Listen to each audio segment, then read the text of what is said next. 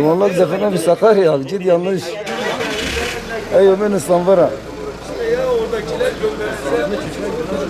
Ya hakkım var. Evine okuyalım. Cep 4 tane cenaze, mesela bir Sakarya aranda. Böyle bir Sakarya bir defene var zaten, emski defene var. Vallahi bu İstanbul'u karşı tarafını teyit edecekler.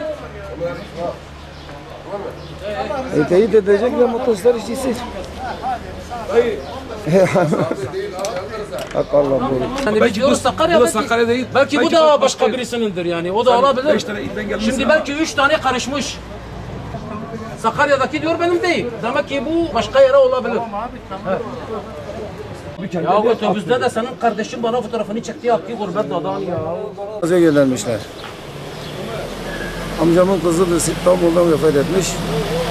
2 gündür cenaze bekliyoruz. Cenaze bize buraya yanlış göndermişler.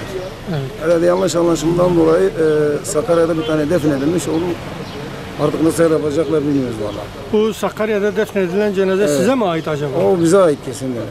Buraya gelen ise? Burayı biz Sakarya'ya ait. Sakarya'ya evet. ait. Nasıl olmuş bu karışıklık? Vallahi işte herhalde Küçükçekmece'de gasilhanede olmuş bu gece. Evet. Bunlar Covid-19 nedeniyle mi vefat Yok, etmişler? bu böbrek yetmezliğinden olmuş. Peki cenazeyi kim getirdi buraya abi? Evet, İstanbul Büyükşehir Belediyesi'ne ait bir araç buraya getirmiş.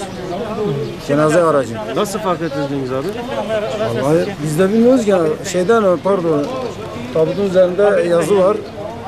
Yazıya bakmışlar bizim cenaze olmadığından anlaşılmış. Başka isim mi yazıyor? Evet, başka isim mi? O ismi gördünüz mü abi? Ne isim var? İsim neydi acaba? Hatice Özmen yazıyor. Sizinkinin ismi nedir abi? Bizimki Gurbet.